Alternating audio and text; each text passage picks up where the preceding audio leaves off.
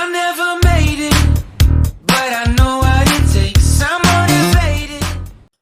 E aí galera, tudo bom com vocês? Então gente, esse vídeo aqui é sobre dicas, tá, de redação. Eu tirei 940 na redação do Enem, na redação de 2019 e na redação de 2018, 880.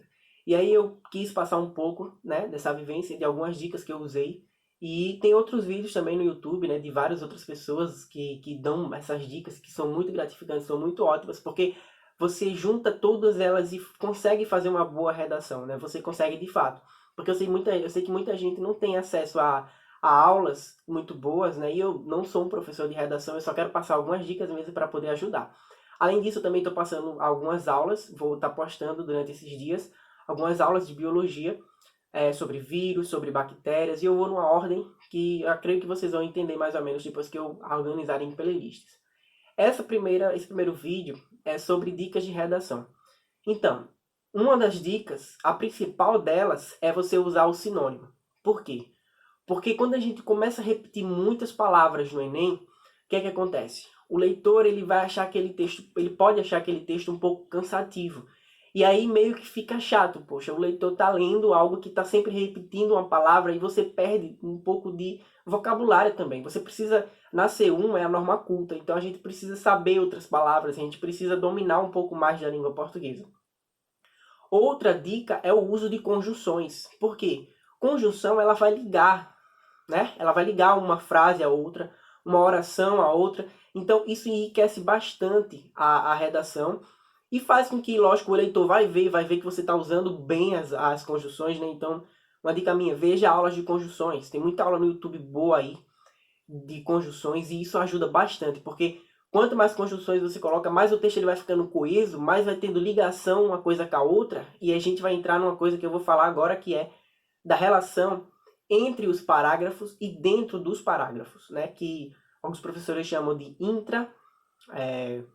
intraparágrafo e interparágrafo, né? Que é entre e dentro dos parágrafos. Porque você vai começando a ligar uma ideia à outra. E aí você vai atingindo uma das competências, que é relacionar o tema, né? Você vai relacionar um tema e vai relacionar as suas ideias, né? O que você está querendo falar ali dentro do tema. Uma outra dica é observar a relação, né? É justamente isso, a relação entre os parágrafos e entre os parágrafos. Outra coisa, escolher bem os argumentos, né? Então, na redação, eu gosto muito de redação, por quê? Porque na redação você pode ter uma liberdade maior, né? Você pode botar sociologia, você pode botar história, você pode botar geografia. Do que você sentir mais afinidade, você coloca, né? Tem área para todo mundo. Você quer colocar lá Pitágoras, da matemática. Você quer colocar Sócrates, né? Da filosofia. Você coloca um evento histórico que aconteceu. Eu gosto muito de estudar, que é o quê? Revolução Industrial e globalização. Gente, Revolução Industrial e globalização foram eventos marcantes, né, no nosso mundo, porque mudou praticamente todas as relações, principalmente a globalização, gente. A gente consegue, por exemplo, eu estou gravando esse vídeo agora para vocês, e aí outra pessoa que não é não está próxima a mim, né, vai conseguir ter acesso a esse vídeo, vai ver esse vídeo, e, por exemplo, ela vai entender o que eu estou falando. Então isso é muito incrível, porque uma pessoa que está longe de mim, e não é... Pode ser, sei lá, eu estou aqui em Maceió e outra pessoa está lá em São Paulo. Relativamente é longe, se a gente tivesse alguns anos atrás. E aí eu não ia ter condições de uma pessoa ver esse vídeo. Mas aí agora, com o advento, né, da globalização, a gente pode, porque vai ter um encurtamento do espaço-tempo. A geografia fala muito bem isso. Outra coisa é a Revolução Industrial, né? A Revolução Industrial ela vai mudar praticamente as relações, né? As relações que existem. Porque eu vou ter uma quantidade muito grande de máquinas, vou ter a substituição da máquina pelo trabalho manual, né? Pelo artesanato, pelo trabalho, sabe, bruto ali da mão. E aí eu tenho várias máquinas. Um exemplo disso são as montadoras de carro. Então a gente tem máquinas, muito máquinas, né? Poucas pessoas trabalhando em uma montadora. Então veja, é uma diferença. Eu tenho uma máquina, né? Um robô praticamente montando carros ali em grande quantidade. Aí dentro disso entra Fordismo, Toyotismo, Taylorismo, que são alguns meios de produção, né? Isso é muito importante, enriquece muito sua redação. Você fala sobre esse meio de produção, pô, o leitor vai dizer o quê? Pô, o cara tá estudando história, né? O cara sabe mais, né? Tem um conhecimento a mais. Outra coisa, fazer redações, pelo menos uma vez por semana. Gente, precisa. Precisa muito. Imagine, você vai tirar a carteira e só pega no carro uma vez a cada 6 meses. Pode ter gente que não vai ter, não vai conseguir dirigir depois de 6 meses, né? Não vai conseguir, não tem condições. Então, redação tem que fazer pelo menos uma, né? Pelo menos uma toda semana. Ou faz pelo menos assim, uma a cada 2 semanas, mas tem que estar produzindo. Por quê? É igual leitura. Quanto mais você lê, mais você lê, mais você consegue assimilar as coisas, interpretar as coisas. E aí vai outra dica, né? Indiretamente já fui falando aqui, não estava nem escrito aqui no papelzinho, mas de fato leitura enriquece muito o vocabulário. E além do vocabulário, enriquece a sua maneira de interpretar as coisas. Você consegue interpretar melhor, né? Através da leitura, porque você tá usando o seu cérebro, você está fazendo com que ele funcione. Agora, quando a gente está assistindo uma série, normalmente, não vai ter a mesma absorção que a gente tem como se a gente estivesse lendo. Então isso é muito importante, isso é fundamental, tá?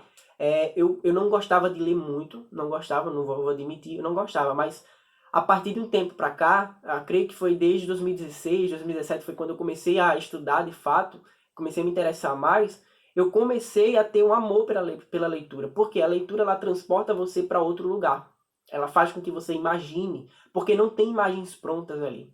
Tem um livro muito bom do Piero Luiz Piazzi que ele mostra isso na prática. Ele mostra algumas imagens de cérebro, dos cérebros que estão lendo e outros que estão somente assistindo, e algumas imagens de cérebro que estão digitando e outras que estão escrevendo, né? Então, é uma dica para redação, mas não só para redação, mas para as outras matérias é o quê? Escrever. Faça resumos, né? Escreva o que você está pensando. Quando você for fazer a redação, escreva todos os pensamentos numa folha em branco. Depois você organiza. Não se preocupe muito em ordem quando você vai começar, não. Se preocupe em botar o que você sabe. Depois você vai selecionando e excluindo aquilo que de fato vai fazer diferença, tá? Estudar outros eventos fora da história, né? Eventos da geografia, eventos da ciência. Ciência enriquece tudo, né? A gente sabe, ciência é incrível, eu amo ciência. Né? Eu estou fazendo biologia na UFAL e, sinceramente, eu fico mais apaixonado por biologia e por ciência, não só por biologia, mas por ciência. Quanto mais eu estudo, mais a gente fica apaixonado, porque a gente consegue ver como que de fato funciona o mundo, né? A ciência, ela explica isso. Então, se você coloca algo científico na sua redação, gente, isso é incrível. O leitor vai olhar já com outros olhos. Então, essas foram algumas dicas, né, do que eu uso na minha redação, tá? E aí eu vou gravar outro vídeo mostrando como que eu faço a redação. Vai ser mais ou menos, não é uma aula, porque eu não sou um professor de português, nem muito menos de redação, né? Não fiz curso para isso, nem nada, mas é o que eu usei e que deu certo, e creio que a maioria das pessoas que tiveram uma nota boa, elas fizeram isso, ou pelo menos parecido com isso, né? Tanto é que a minha forma de fazer redação, eu consigo ver elas em outras redações, nota 1000, ou nota que é equivalente a 1000, 980, 940, e aí vai. Então, por hoje foi isso. Eu queria mais ou menos explicar para vocês, dar algumas dicas, e no próximo vídeo eu vou mostrar qual a estrutura que eu uso, tá? É que eu uso. Não é que é a regra e nem que vocês, sei lá, se vocês conseguirem fazer uma redação boa, e se o corretor de vocês derem uma nota boa por isso, então vai lá, usa, né? De boa. Mas não é uma coisa que é de fato uma regra, tá? E as dicas, não, as dicas podem seguir. Eu não sei se eu falei, falei dos sinônimos. E outra coisa também é o queísmo, tá? Queísmo, porque o queísmo ele é fundamental. Gente que usa muito que. Não, porque fulano foi que, e aquilo que aconteceu que, e tal, que. Então é muito queísmo. Isso empobrece a redação, tá? Empobrece muito. E a última dica, eu já disse que tinha acabado, mas na verdade eu lembrei de outra aqui. Estudar bastante a conclusão. Gente, a conclusão por si só já vale 200 pontos, né? E o que é que a gente tem na conclusão? A gente tem agente, ação, o meio e o objetivo. E a gente tem também um quinto elemento chamado de detalhamento.